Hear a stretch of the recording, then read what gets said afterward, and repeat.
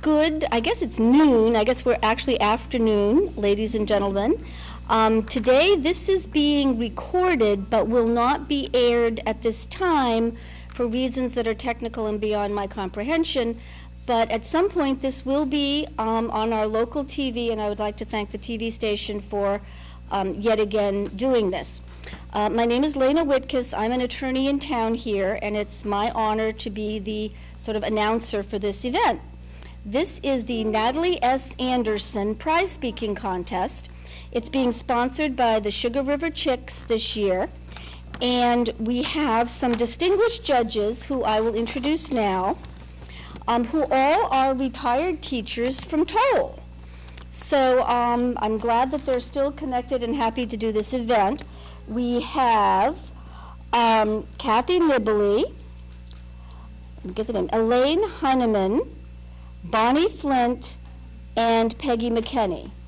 And although they won't be speaking to you on this matter, I've been told by judges through the years it's a very, very tough job that they're doing. Now, so everybody behind me probably knows this, but I'll tell the world and the recording world.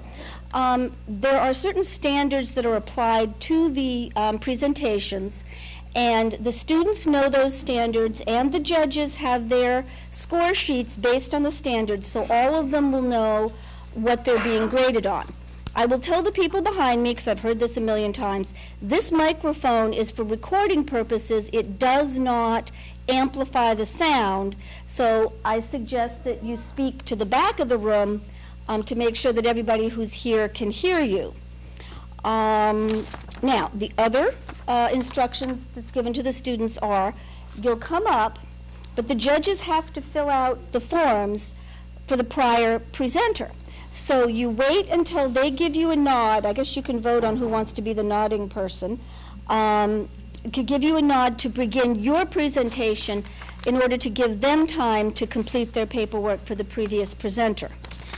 I think that's about it, and I will turn this over to the students. Thank you.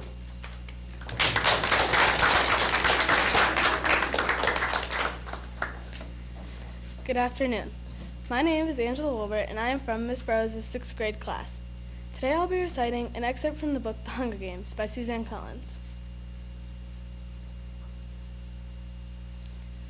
The rules of the Hunger Games are simple. In punishment for the uprising, each of the 12 districts must provide one girl and one boy called tributes to participate.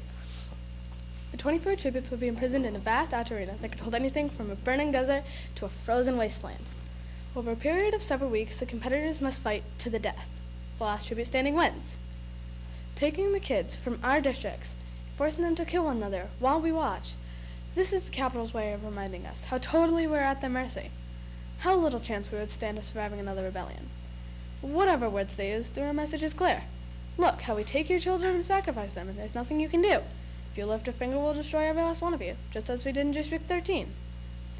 To make it humiliating as well as torturous, the capital requires us to treat the Hunger Games as a festivity, a sporting event pitting every district against the others. The last tribute alive receives a life of ease back home, and their district will be showered with prizes, largely consisting of food. All year, the capital will show the winning district gifts of grain and oil, and even delicacies like sugar, while the rest of us battle starvation. It is both a time for repentance and a time for thanks, intones the mayor. Then he reads a list of past District 12 victors. In 74 years, we've had exactly 2. Only one is still alive. Hamish Abernathy, a paunchy middle-aged man who at this moment appears hollering something unintelligible, staggers on the stage, and falls into the 3rd chair. He's drunk. Very. The mayor looks distressed. Since all of this is being televised, right now District 12 is the laughingstock of Pan Am, and he knows it. He quickly tries to draw the attention back to Effie Trinket, by introducing Effie Trinket. Bright and bubbly as ever, Effie Trinket trots to the podium and gives her signature. Happy Hunger Games, and may the odds be ever in your favor. Her pink hair must have been a wig because her curls have shifted slightly off-center since her encounter with Hamish. She goes on a bit about what an honor it is to be here, although everyone knows she's just aching to get bumped up to a better district where they have proper victors, not drunks who molest you in front of the entire nation. Through the crowd I spot Gale looking back at me with the ghost of a smile. As far as reapings go, this one at least has a slight entertainment factor. But suddenly I'm thinking of Gale and his 42 names in that big glass ball and how the odds are not in his favor. Not compared to a lot of the boys.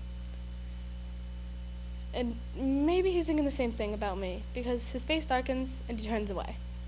But there are still thousands of slips, I wish I could whisper to him. It's time for the drawing. Effie Trinket says, as she always does, "Ladies first," and crosses to the bowl with the girls' names in it. She reaches in, digs her hand deep into the ball, and pulls out a slip of paper. The crowd draws in a collective breath, and then you can hear a pin drop. I'm feeling nauseous, and just desperately hoping that it's not me. It's not me. It's not me. Effie Trinket crosses back to the podium, smooths the slip of paper, and reads out the name in a clear voice. And it's not me. It's Primrose Everdeen. Thank you.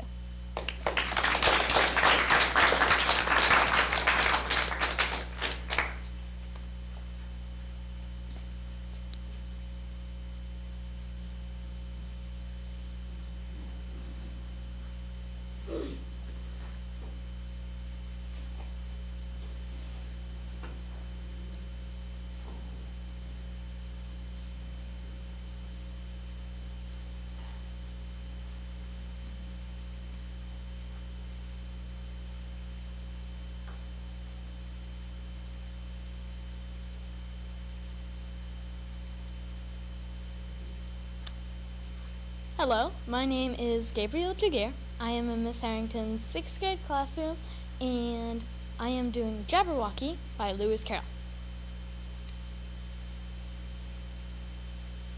'Twas brillig and slithy toves, did gyre and gimble in the wave. O mimsy were the borogoves, and the momraths outgrabe.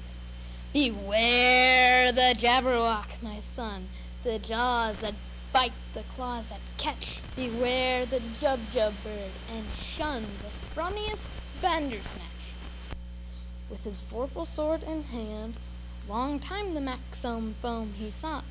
So rested he by the Tum-Tum tree, and stood a while in thought.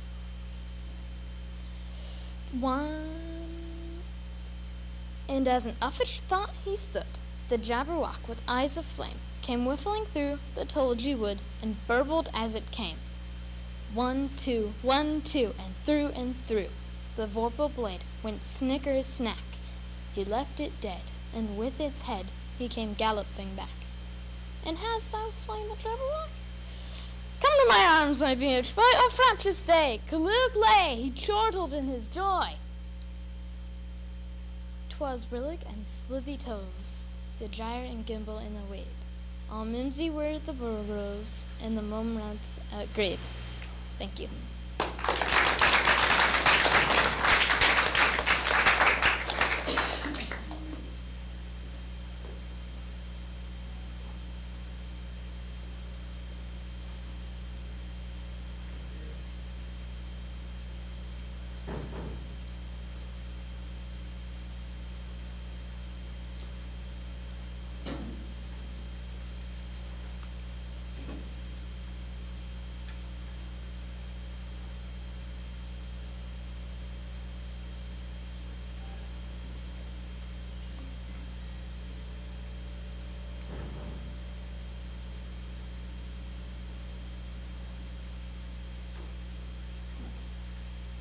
Good afternoon. My name is Aaliyah Gonzalez. I am in Mrs. Burroughs' 6th grade class. I will be reciting an excerpt from The Lost Hero by Rick Riordan. Even before he got electrocuted, Jason was having a rotten day.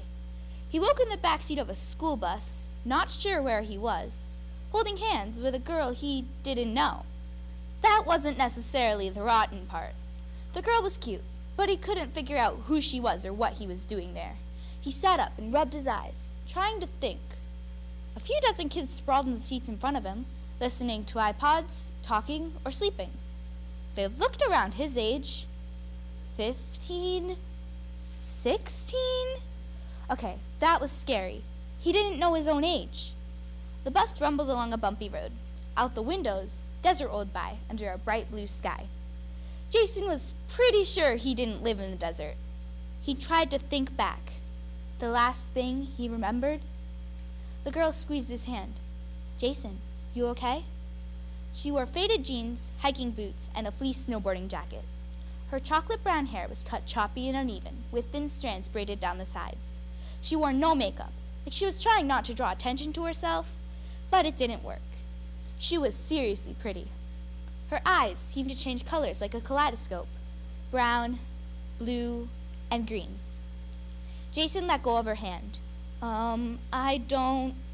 From the front of the bus, a teacher shouted, "All right, cupcakes, listen up." The guy was obviously a coach. His baseball cap was pulled low over his hair so you could just see his beady eyes. He had a wispy goatee and a sour face, like he'd eaten something moldy. His buff arms and chest pushed against a bright orange polo shirt. His nylon workout pants and Nikes were spotless white. A whistle hung from his neck, and there was a megaphone clipped to his belt. He would have looked pretty scary if he hadn't been 5'0". When he stood in the aisle, a student called, "Stand up, Coach Hedge!" I heard that. Coach scanned the bus for the offender. Then his eyes fixed on Jason, and his scowl deepened. A jolt went down Jason's spine. Jason was sure the coach knew he didn't belong there. The coach would call Jason out, demand to know what he was doing on the bus, and Jason wouldn't have a clue what to say. But the coach looked away and cleared his throat. "We'll arrive in 5 minutes. Stay with your partner. Don't lose your worksheet. And if any of you precious little cupcakes causes any trouble on this trip, I will personally send you back to campus the hard way." He picked up a baseball bat and made like he was hitting a homer. Jason looked at the girl next to him. "Can he talk to us that way?" She shrugged. "Always does. This is the wilderness school, where the kids are the animals." She said it like it was a joke they had shared before. "This must be a mistake," Jason said. "I'm not supposed to be here." "Yeah, right, Jason. We've all been framed. I didn't run away 6 times. Piper didn't steal a BMW. The girl blushed. "I didn't steal that car, Leo." "Oh, I forgot, Piper. What was your story? You talked the dealer into lending it to you?" He raised his eyebrows at Jason like, "Can you believe her?" Leo looked like a Latino Santa's elf. He had curly black hair, pointy ears, and a cheerful babyish face. His long, nimble fingers were constantly moving, drumming on the seat, sweeping his hair behind his ears, fiddling with the buttons on his army fatigue jacket. Either this kid was naturally hyper, or he was hopped up on enough sugar and caffeine to give a heart attack to a water buffalo. Anyway, hope you've got your worksheet, 'cause I used mine for spitwads days ago. Why are you looking at me like that? Somebody drawing my face again?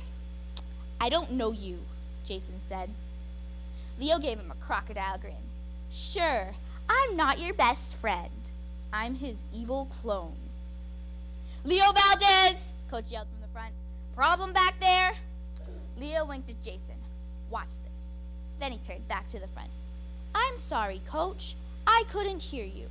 Could you use your megaphone, please?" The coach grunted like he was pleased to have an excuse. He unclipped the megaphone from his belt and continued giving directions, but his voice came out like Darth Vader's. He tried again, but this time the megaphone blared, "The cow says moo." The kids howled, and the coach slammed the megaphone down. "Valdez!" Piper stifled a laugh. "My God, Leo, how did you do that?" Leo slipped a tiny Phillips head screwdriver from his sleeve. "I'm a special boy." "Guys, seriously," Jason pleaded. "What am I doing here? Where are we going?" Piper knit her eyebrows. "Jason, are you joking?" "No, I have no idea." "Aw, yeah, he's joking," Leo said. "Trying to get me back for that shaving cream and the Jell-O thing, aren't ya?"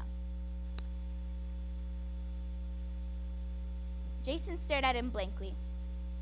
"That's it," Coach Hedge yelled from the front. "The back row has just volunteered to clean up after lunch." "There's a shocker," Leo muttered. But Piper kept her eyes on Jason, like she couldn't decide whether to be hurt or worried. "Did you hit your head or something? You really don't know who we are?" Jason shrugged helplessly. "It's worse than that. I don't know who I am."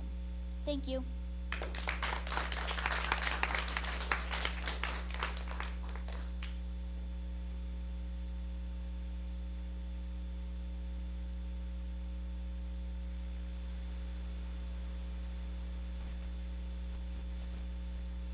Good afternoon. My name is Rebecca O'Neill. I am from Miss Wisconsin's 6th grade class. I will be reciting the book Tiki Tiki Tembo, retold by Arlene Moselle. Once upon a time, a long, long time ago, it was the custom for all fathers and mothers in China to give their first and most honored sons great long names, but their second sons hardly any name at all. In a small mountain village, there lived a mother with her 2 sons. Her second son was named Chang, which meant little or nothing, and her first and honored son was named Tiki Tiki Tembo no So Rambo Cherry Berry Ruji Pitberry Pembo, which meant the most wonderful thing in the whole wide world. Every morning when the mother went to wash in a stream near the village, the 2 boys would always go chattering along with her. Among the bank was an old well.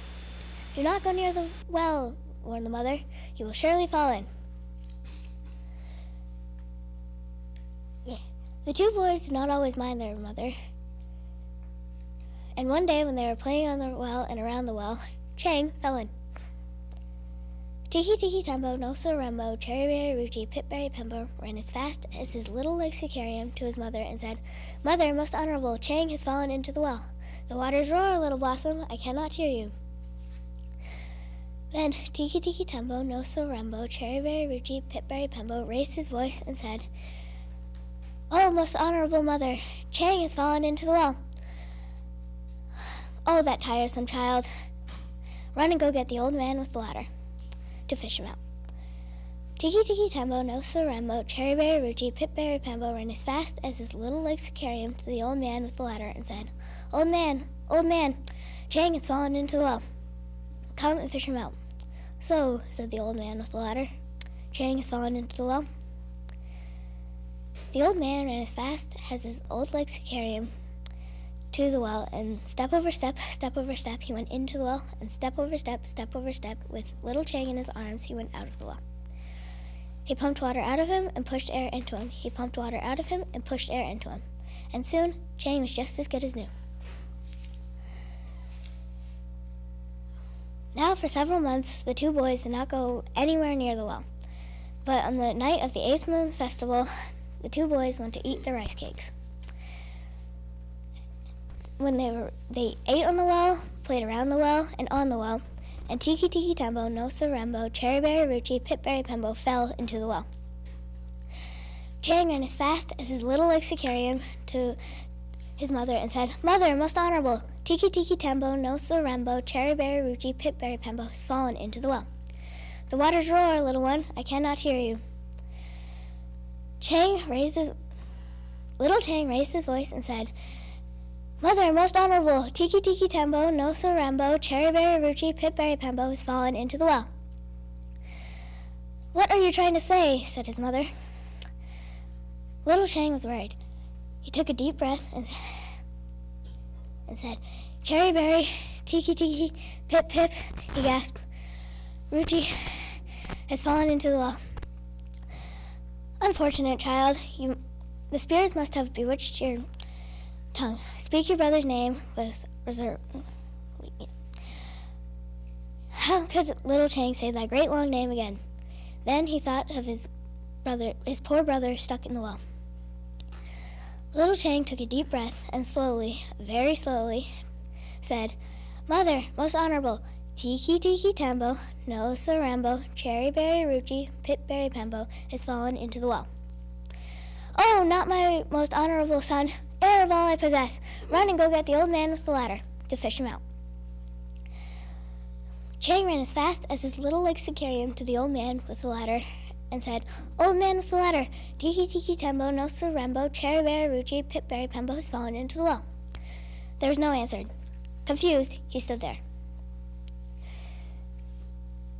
Little Chang was worried. How could he get the old man with the ladder to fish his brother out? Then he said, old man, please help me to get my brother out of the well." "Miserable child, you have awakened me from my dream. There was purple mist, and I had found my youth again. There was glittering gateways and jeweled blossoms. Perhaps if I fall back asleep, I shall dream once again." Little Chang was worried.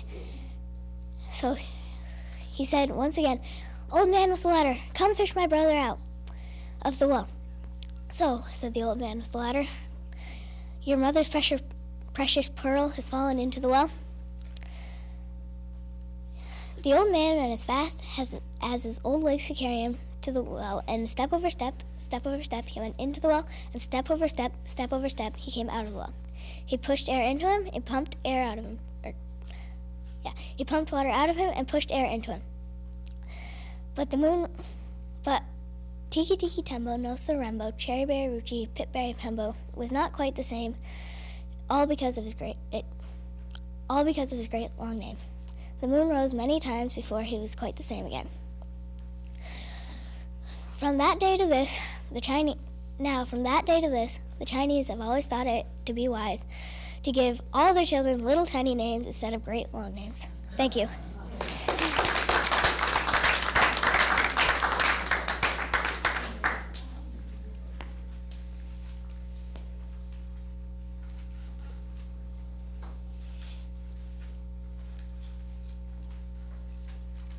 Good afternoon. My name is Caleb Palmer. I'm in Miss Harrington's 6th grade class. The book I will be reciting is "'Twas the Night Before First Grade" by Natasha Wing. "'Twas the night before first grade, I kissed my dog Clover. School's starting because summer is over. Into my backpack went markers and pens. I hung my new outfit. It matched my friend Jen's. I spoke not a word, but went straight to the shelf and filled up my lunchbox. I made lunch myself. I can't wait to see Jenny, I told my big brother. I hope that our desks are right next to each other. That night I was nestled all snug in my bed, while visions of Jungle Gyms danced in my head. The next day at breakfast, Dad made such a fuss. "What a big girl you are to be taking the bus." "Hurry, Penny," Mom says, as it turned down our street. "Over here," shouted Jenny. "I saved you a seat." At school, kindergartners stood outside in the hall. They all looked so young. Were we ever that small? "Hi, Penny," said my teacher. "You're in here with me." But yipes, Jenny wasn't. She was all the way in room 33. We waved goodbye sadly and said see you later. I had to be brave because I'm a first grader. Soon we sat in a circle and each said our names. We played 20 questions and I won the game. Mr. Barr is so funny. He tells jokes and he juggles. And our class pet is so cute. It's a bunny named Snuggles. I knew most of the kids except just a few, so I went and said hi to a girl who was new. We sat side by side and made pictures with noodles. We laughed when we saw that we both made noodle poodles. We both had pet turtles and loved turquoise blue, and pistachio ice cream is her favorite too. I can't wait till you meet my best friend at lunch. I just know you'll like each other a bunch. The lunchroom was buzzing, so busy and loud. We sat down at a table. Was Jen in this crowd? When what to my wondering eyes there in line stood Jen with a new friend who looked just like mine. Their eyes, how they twinkled behind matching frames. They had curly pigtails and they had rhyming names. "I'm Tina. I'm Nina. Our friends are twins and those schools just begun. I know that first grade will be twice as much fun." Thank you.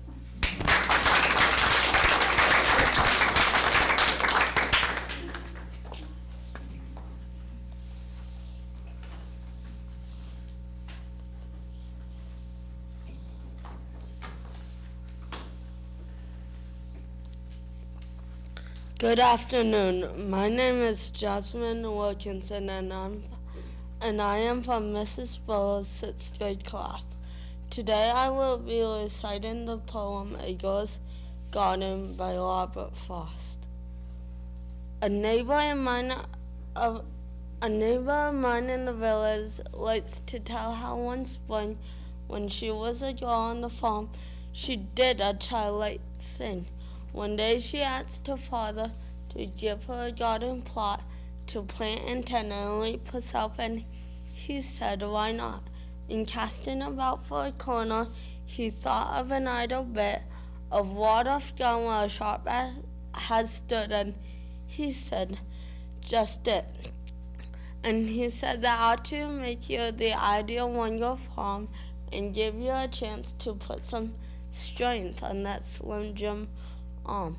It was not enough of a garden. Her father said to plow, so she had to work it all by hand, but she don't mind now. She wheeled the dirt in the wheelbarrow along a stretch of road, but always ran away and left her not nice load and hid from anyone passing, and then she buried the seed. She thinks she planted one of all things but a weed.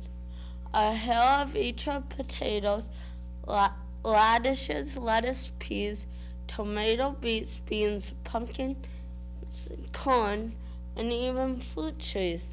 And yes, she has long mistrusted that a cider apple tree and bearing there today is hers, or at least may be. Her crop was a miscellany when all was said and done. A little bit of everything, a great deal or none.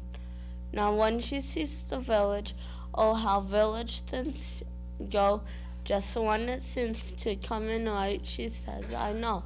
It says when I was a farmer, oh never by way of advice, and she never sins from telling the tale to the same person twice.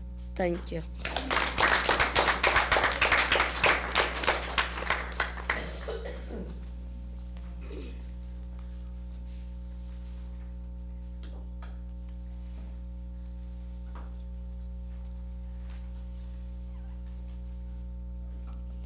Good afternoon. My name is Kiara Shackett, and I am from Miss Mosconis' 6th grade class.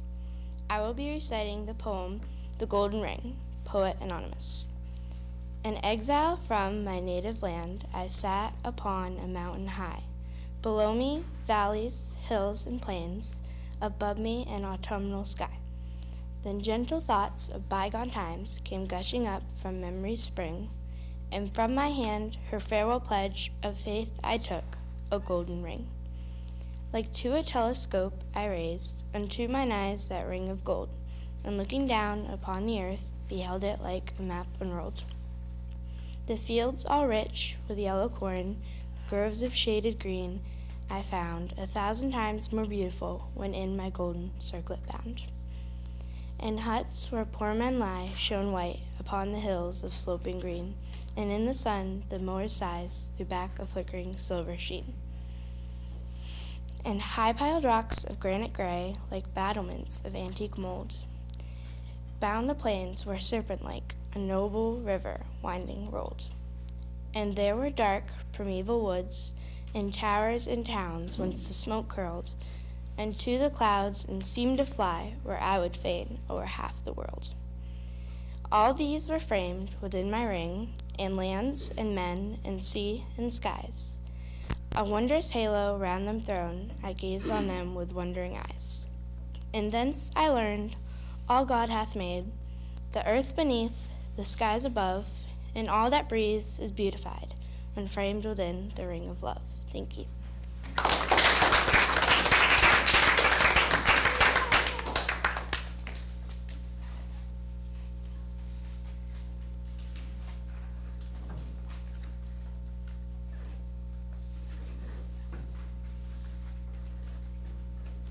Good afternoon. My name is Kelsey Wheeler. I am from Mrs. Lemelin's 5th grade class. Today, I will be doing an excerpt from Wonder by R.J. Palacio. I know I'm not an ordinary 10-year-old kid. I mean, sure, I do ordinary things. I eat ice cream, I ride my bike, I play ball. Stuff like that makes me ordinary, I guess, and I feel ordinary inside. Ordinary kids don't make other ordinary kids run away screaming in playgrounds. Ordinary kids don't get stared at wherever they go. If I had a magic lamp, I would wish I had a normal face.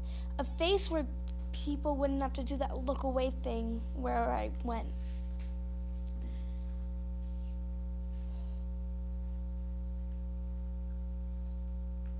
I'm kind of used to how I look. Me, Dad, Vaya, and Mom all have gotten used to it, except for Vaya. One day in the park, Vaya heard these two kids, one kid being rude to the other, and she hates it when kids are yelling, so she yelled at them.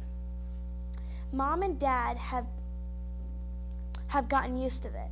They don't think I'm ordinary. They think I'm extraordinary. My name is August Pullman, by the way. I'm not going to describe what I look like because whatever you guys are thinking, it's probably worse. Thank you.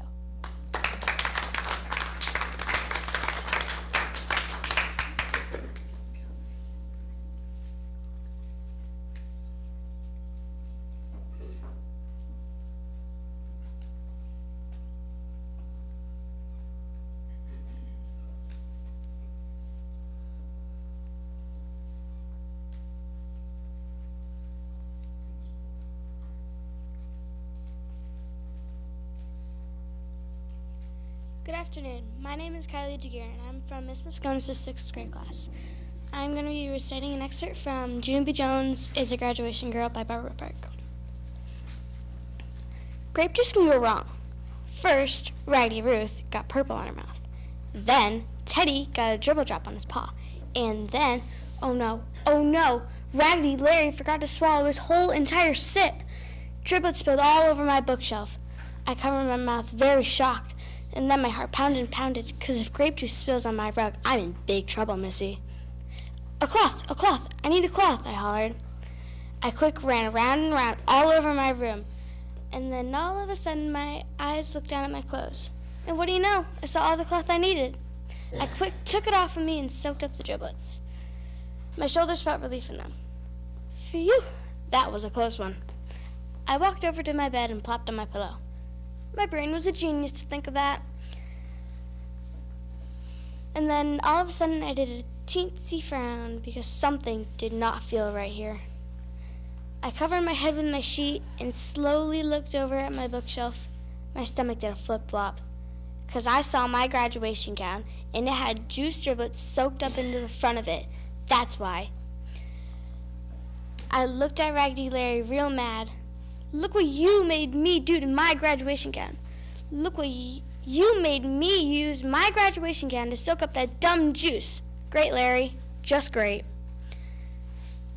Raggedy Larry got put under the bed and didn't come out again. Grape juice does not budge.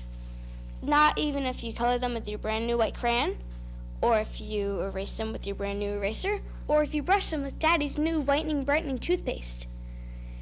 Shoot, now I'm gonna look like a sloppy baby at my graduation, and I'm not even the one that dribbled. Thank you.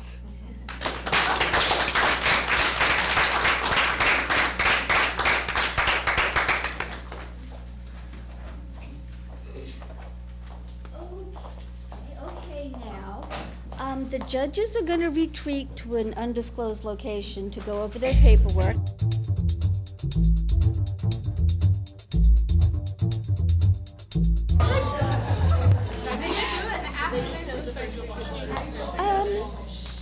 Okay, everybody, we have the results. I would like to thank the judges again for being here and for the hard job that they've done.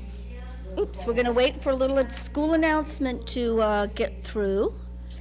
And then I'm going to hand out the prizes. Okay. 5th prize goes to Caleb Palmer. There you go. 4th prize to Jasmine Wilkinson. Thank you. 3rd prize to Kiara Shackett. 2nd prize to Gabriel Jabir. Thank you so much. And 1st prize to Aaliyah Gonzalez. Thank you all. Thank you all for being here. Thank Ms. Mosconis and Ms. Harrington for the wonderful, wonderful work they've done this year and every other year. And thank you all, and goodbye.